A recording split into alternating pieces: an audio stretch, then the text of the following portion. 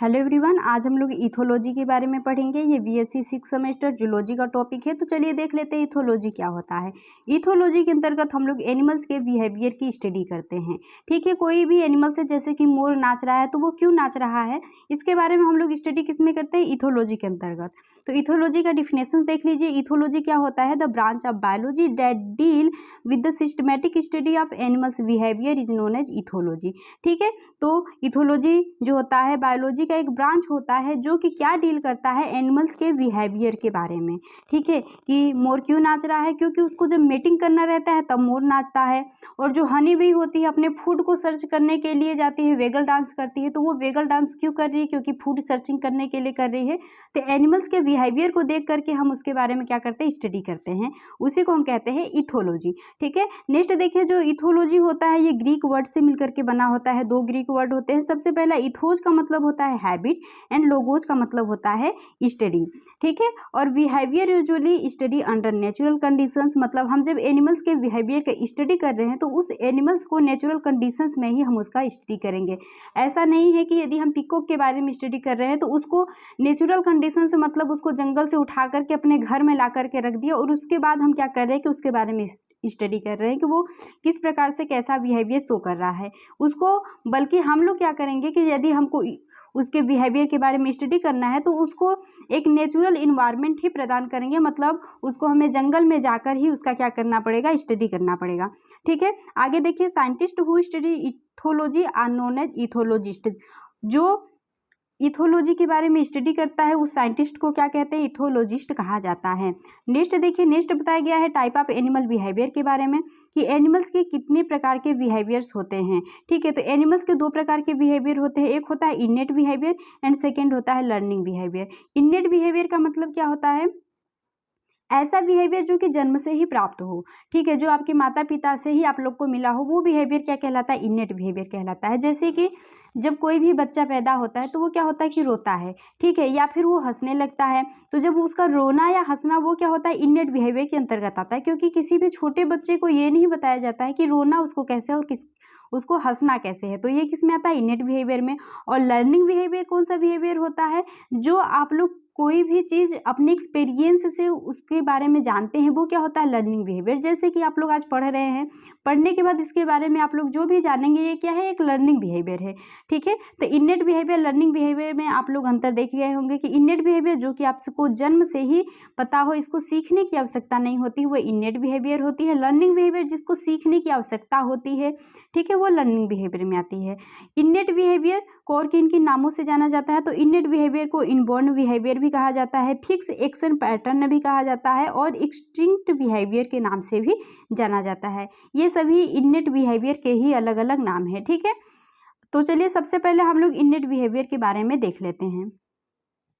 देखिए, इनेट बिहेवियर क्या होता है, innate behaviour are the behaviour that need not be learn. इसको क्या होता है कि सीखने की आवश्यकता नहीं होती है, उस बिहेवियर को क्या कहते हैं, इनेट बिहेवियर कहते हैं। Innate behaviour are inherited and control by jeans.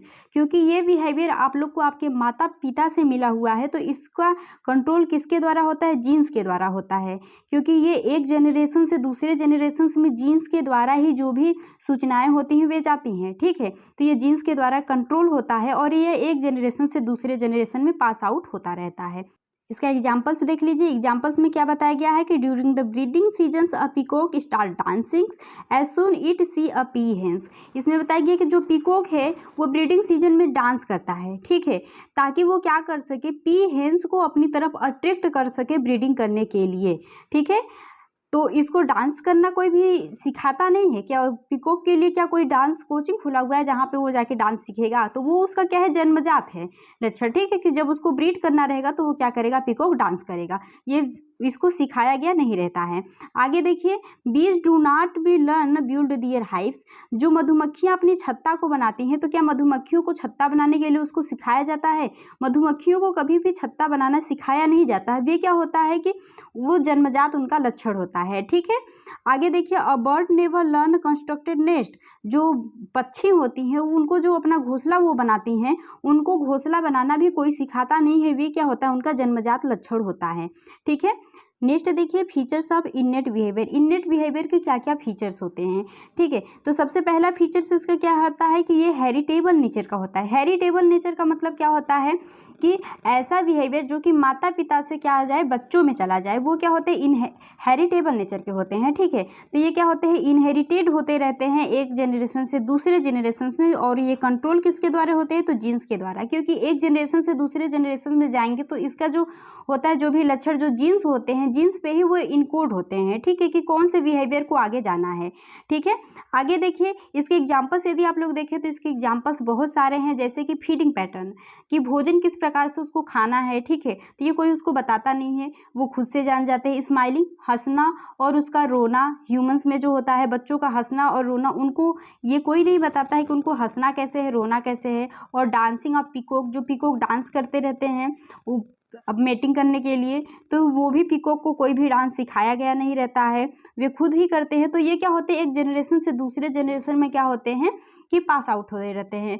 और आप इसमें पक्षियों में देखेंगे तो विंग क्लीनिंग, जो वो अपने पंख को साफ करते हैं, ये भी उनको कोई नहीं बताता है कि उनको किस प्रकार से अपने पंखों को साफ करना है, ठीक है। ये भी उनका क्या होता है, जन्मजात लक्षण होता है।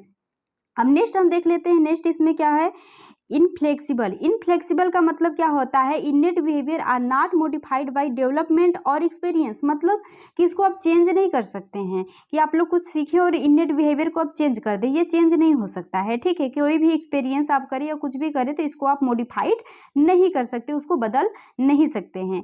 नेक्स्ट देखिए तो ये क्या होता है, इंट्रिंसिक नेचर का होता है इनेट बिहेवियर जो होता है। इंट्रिंसिक का मतलब क्या होता है कि ये आपके अंदर का बिहेवियर होता है, ठीक है, इसको बाहर से इसको जगाया नहीं जाता, ये आपके अंदर पड़ा हुआ रहता है। आगे नेक्स्ट इसमें क्या है, स्टेरियोटाइपिक। स्टेरियोटाइपिक का मतलब क्या होता है, this means perform in the same way each time by each individuals, मतलब कि जितने भी एनिमल्स होते हैं वे क्या करते हैं कि उनका जो जन्मजात मतलब वे जो इनेट बिहेवियर होता है, वे अपने माता पिता की तरह ही प्रत्येक इंडिविजुअल क्या करता है कि उसको वही फॉलो करता है, जैसा उसके माता पिता किए रहेंगे वही वो क्या होता है कि उसका जो बच्चा होता है वो भी करता रहता है, ठीक है।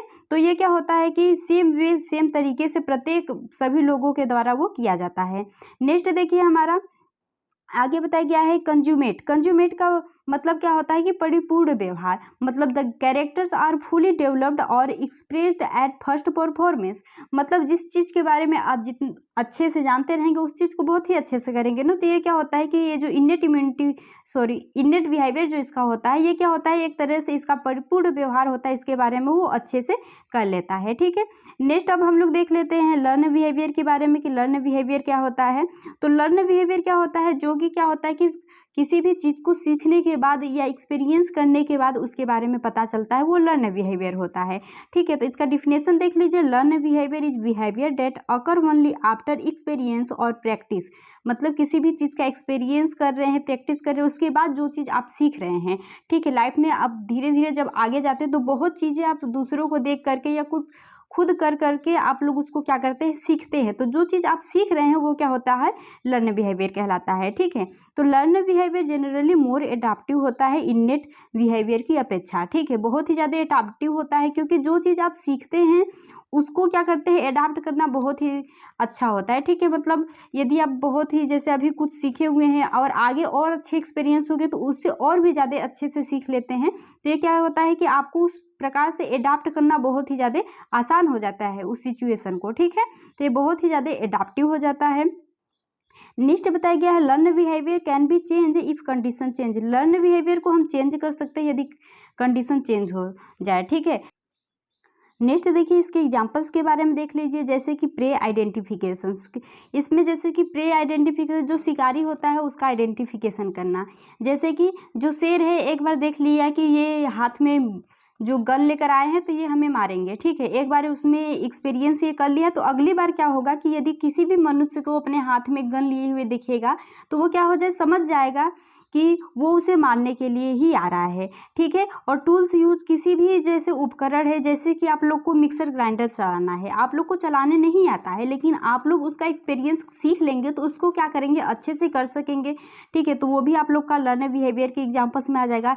And driving a car, car को चलाना क्या आप लोग जन्म से ही सीख कर आए रहते हैं, उसको क्या करते हैं, सीखते हैं पहले कि कार कैसे चलाया जाता है, उसके बाद कार को चलाते हैं, तो वो भी क्या होगा, लर्न बिहेवियर में आ जाएगा। एंड कम्युनिकेशन, किसी के साथ कम्युनिकेट करना, वो भी क्या होता है, लर्न बिहेवियर के अंतर्गत ही आता है। नेक्स्ट देखिए features of learn behaviour. Learn behaviour के क्या क्या फीचर्स होते हैं। सबसे पहला फीचर्स होता है नॉन हेरिटेबल, ठीक है। नॉन हेरिटेबल का मतलब क्या होता है कि ये एक जनरेशन से दूसरे जनरेशन में पास आउट नहीं होगा, ठीक है। ऐसा बिहेवियर जो कि एक जनरेशन से दूसरे जनरेशन में पास आउट नहीं होता है, वो नॉन हेरिटेबल नेचर का होता है। यही आप जब इनेट बिहेवियर में देखे थे, तो इनेट बिहेवियर में क्या होता था कि वो हेरिटेबल नेचर का था, क्योंकि वह एक जनरेशन से दूसरे जनरेशन में पास आउट हो पा रहा था, ठीक है। तो ये क्या होता है, नॉन हेरिटेबल नेचर का होता है। दूसरा होता है एक्सट्रिंसिक होते हैं ये, यही आप जब इनेट में देखे थे तो वो क्या होता था, इंट्रिंसिक होता था, और ये क्या होते हैं, एक्सट्रिंसिक होते हैं। एक्सट्रिंसिक का मतलब क्या होता है कि ये जो बिहेवियर से होते हैं इसमें जो किसी भी एनिमल्स के, तो वो क्या होता है उसके बारे में अच्छे से उसको पता नहीं रहता। यदि आप किसी भी, जैसे एक ग्रुप है,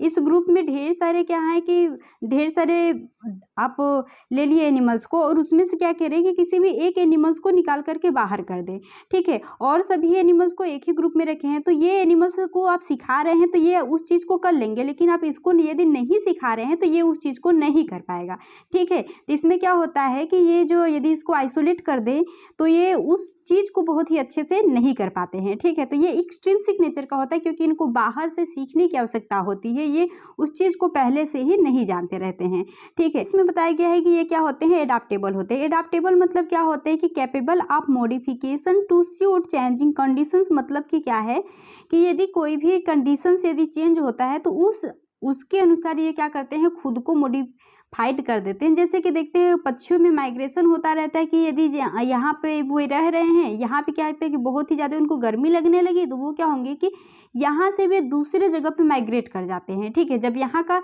इन्वायरमेंट सही हो जाता है तब यहाँ से वे क्या होते हैं कि इस स्थान पे चले आते हैं, ठीक है। तो वो क्या करेंगे कि इस अनुसार वो अपने आप को क्या कर सकते हैं कि जिस अनुसार उनका कंडीशन रहेगा उस अनुसार वो अपने खुद को क्या कर सकते हैं, चेंज कर लेते हैं, ठीक है। तो ये एडाप्टेबल नेचर का होता है जो लर्न बिहेवियर होता है।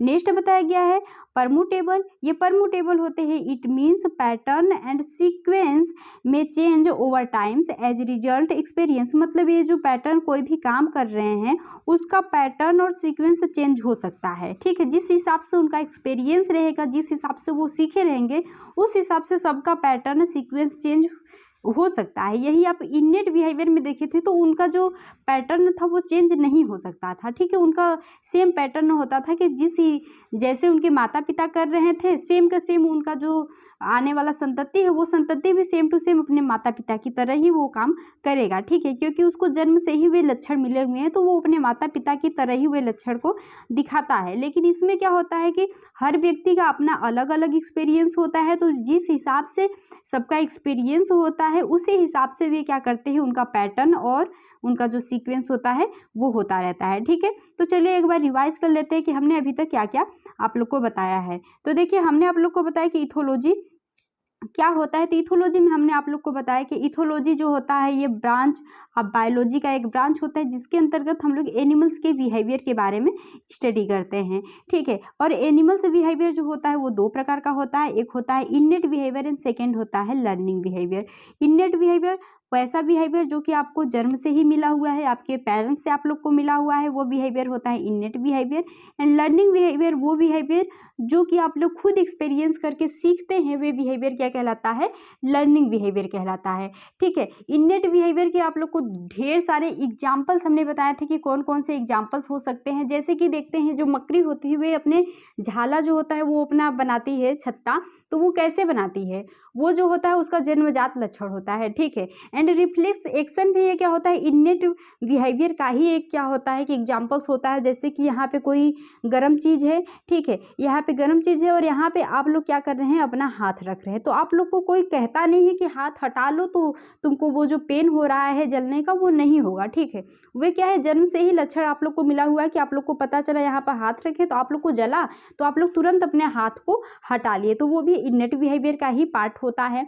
उसके बाद फूड सर्चिंग के लिए जो हनी भी होती है, बेगल डांस करती है, वो भी उसका क्या होता है कि उसको जन्म से ही मिला हुआ है कि इस प्रकार से डांस करो, और जिससे कि जो पीछे आ रहे हैं हनी भी, उनको भी पता चल जाए कि फूड जो है अभी तक कितना दूर है और किस रास्ते पे उसको जाना है, ठीक है। और स्माइल करना बच्चे का और उसका हंसना, ये सभी हंसना रोना, ये सभी का सभी क्या होता है कि ये इनेट बिहेवियर का ही पार्ट होता है, ठीक है। लर्निंग बिहेवियर के अंदर आप लोग एक्सपीरियंस करके सीखते हैं, इसलिए कुछ इसके फीचर्स दिए गए हैं कि इनेट बिहेवियर कैसा होता है। तो इनेट बिहेवियर जो होता है हेरिटेबल नेचर का होता है, और इनफ्लेक्सिबल नेचर का होता है, इंट्रिंसिक होता है, स्टेरियोटाइपिक होता है, कंज्यूमेट होता है, ठीक है। और जो होता है लर्न बिहेवियर का देखेंगे, लर्न बिहेवियर के क्या क्या फीचर होते हैं। तो learn behaviour non heritable nature का होता है, एक्सट्रिंसिक होता है, एडाप्टेबल होता है, एंड परमुटेबल होता है, ठीक है। तो यदि आप लोग को ये वीडियो अच्छा लगा होगा, समझ में आया होगा, तो वीडियो को लाइक कर दीजिएगा और चैनल को सब्सक्राइब कर दीजिएगा, और यदि समझ में आया होगा तो कमेंट बॉक्स में कमेंट कर दीजिएगा, जिससे हमें पता चले कि आप लोग को जो भी हम पढ़ा रहे हैं आप लोग को समझ में आ रहा है।